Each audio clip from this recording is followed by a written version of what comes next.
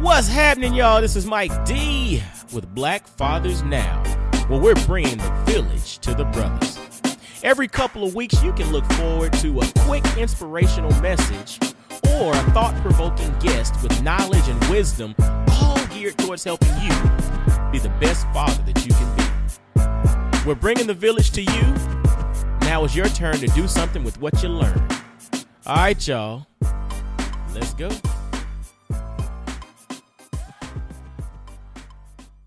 What's going on, y'all? This is Mike D with Black Fathers Now. Black Fathers, what's up? Yo, today, quick little message that I want to put out there for the brothers to get your mind right, okay? Celebrating a win versus celebrating someone else's loss. Celebrating a win versus celebrating someone else's loss. Now, dig it. When we step back and we look at life and we look at things, we should celebrate wins, but from a moral perspective, do we celebrate someone else's loss? You know, it's like, when you talk about sports, obviously, that's not real life. That's entertainment. And so you can celebrate the loss of your rival team. You know, I went to Georgia Tech, okay?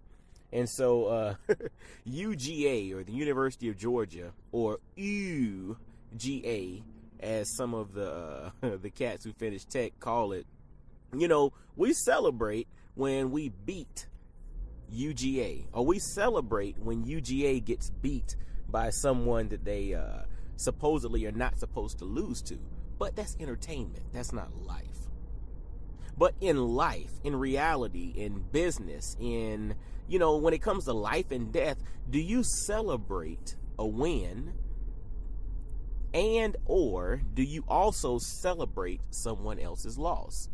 Now, I said that because, you know, when we look at the media, or we look at things and we see the death of a figure in other countries, and let's just say it's a country that maybe doesn't have the best relationship with the United States, but you see how people celebrate the death of someone. Now, granted, we might not agree on philosophy, you might not agree on politics, you might not agree on anything in life, but in reality, do you still celebrate the death of another person? I don't care how bad they were, do you celebrate their death? It's interesting, because I just think we need to rethink or restructure our thinking, in a sense that, yes, celebrate a win, but don't spend time celebrating someone else's loss. Because what good does that do? How does that move the needle? And when you think about fatherhood, when you think about, you know, relationships with your children, with your spouses, in some instances, the mothers of your children, scenarios like that, do we celebrate wins across the board, or do we celebrate someone else's loss?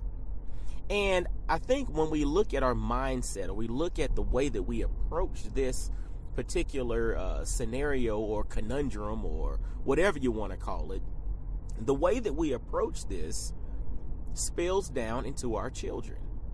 Do we teach them to win? Do we teach them to, strive for greatness, to celebrate when things are well? Do we teach them to do that? But then on the flip side, do we also teach them to celebrate when someone else has a misfortune?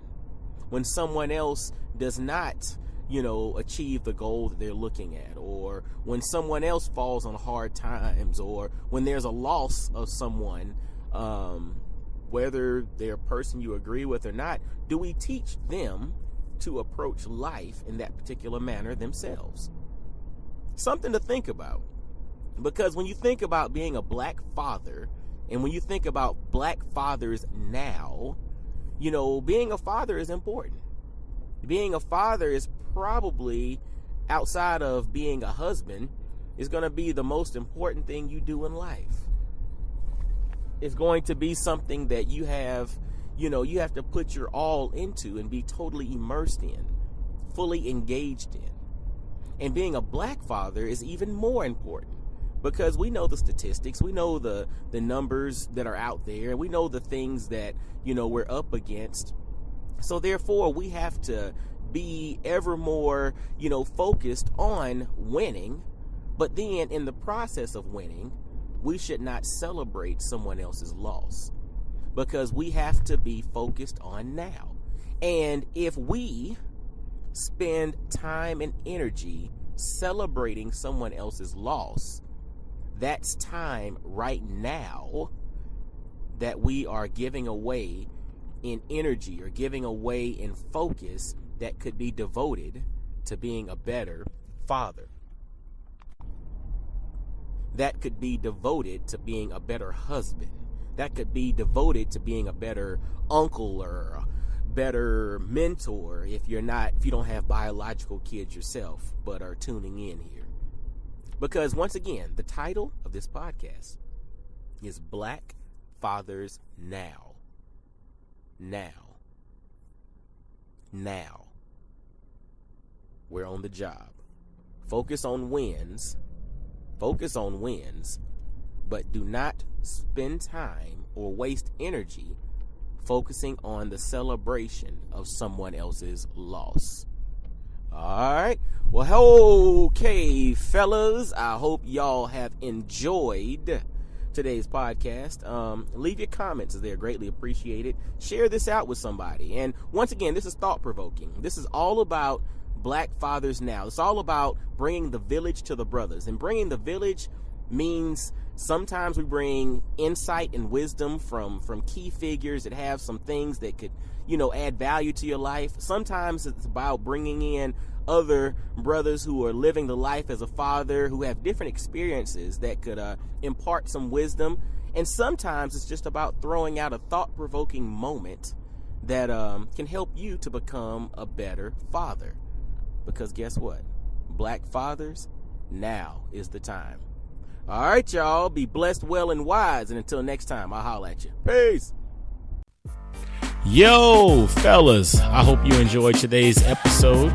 And always visit blackfathersnow.com, as well as follow Black Fathers Now on virtually every social media platform you can think of. Instagram, Facebook, Twitter, everywhere. Just follow us and engage with us, man. Look forward to hearing from you. And I guess until next time, I'll holler at you. Peace.